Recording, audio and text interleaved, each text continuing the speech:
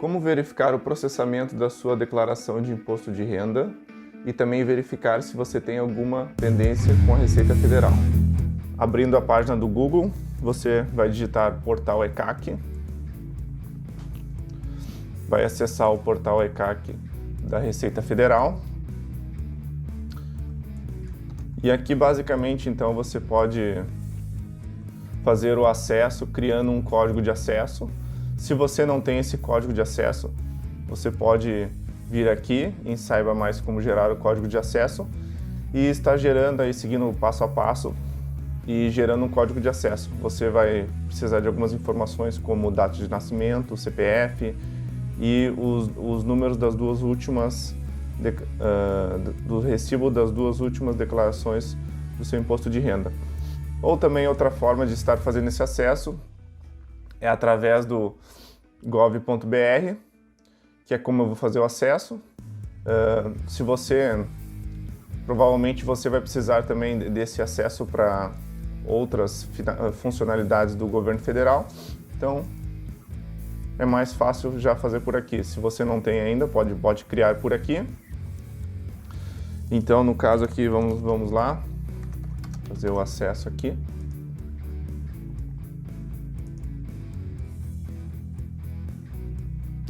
Entrando no portal ECAC, você vai aqui no canto superior esquerdo em Meu Imposto de Renda.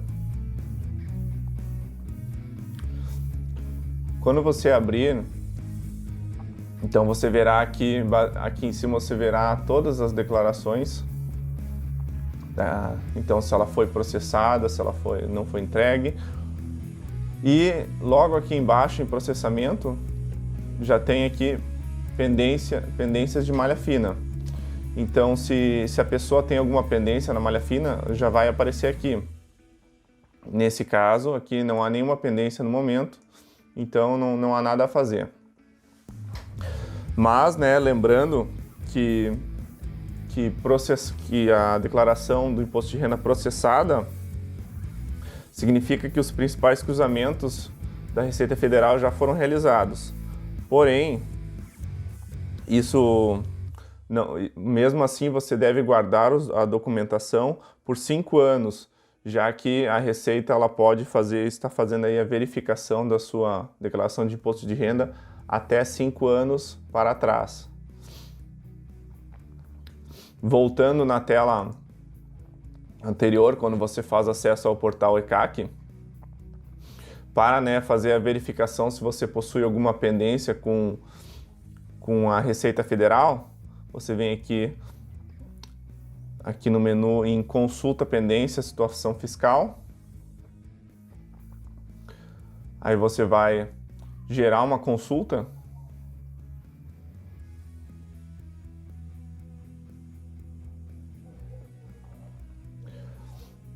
E aqui você clica em Diagnóstico Fiscal.